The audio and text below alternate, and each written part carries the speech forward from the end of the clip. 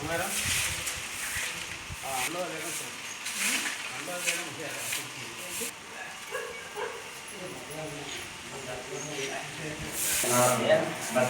సామాన్లు అంతా అట్లా ఉన్నాయి.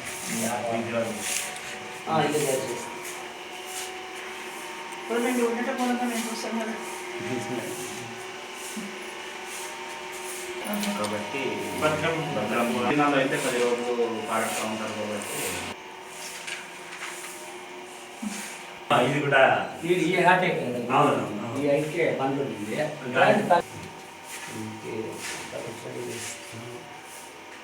బ్రహ్మోత్సవాలు జరిగింది నిన్ననే శైలోత్సవం అయిందంట అది మంట చెప్పాలి చక్కగా ఉన్నారు. మేము రామసముద్రం మండలంలో బ్రాహ్మణులంతా కార్తీక చాలా మంది చూసింది ఇక్కడ వాళ్ళని ఒకసారి చేసినాం చాలా బాగుంది. బట్ నాకు తెలియదు 200 పెట్టేది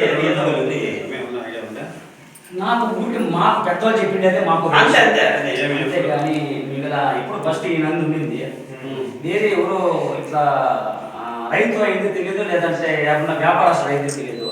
దేవునికి ఏదో పసిమెద్దున్న వదలతాము అని చెప్పేసి వదలకుండా పోయిందానికి ఆ నందే వచ్చి శివ అయిపోయింది ఒక మాట చెప్తారు. ఆ ముందు నుంచి మా పూర్వీకులు అంతే అంటే ఒకరు ఎవరో మొదలు ఒక నంది ఉండిందంట వదలడానికి అది చూసి చూసి చూసి తనే వచ్చి ఇక్కడ కూర్చొని శిల అయిపోయింది అని పూర్వీకులు చెప్తారు అని నానుడి పెద్దలు చెప్పారు.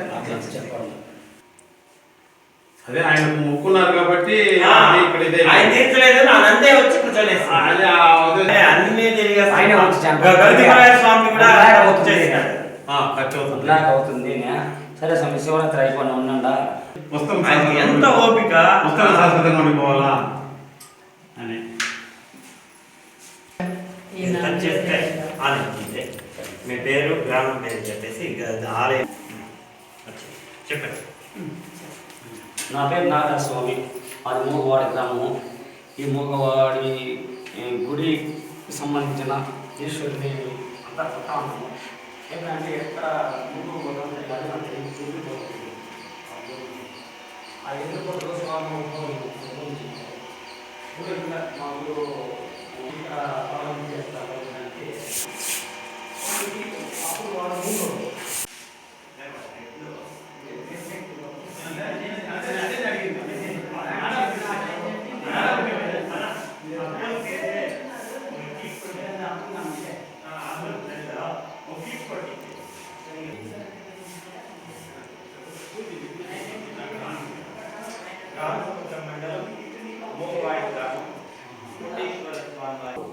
ఆ పుట్టలో పాలు వదులుతూ ఇక్కడ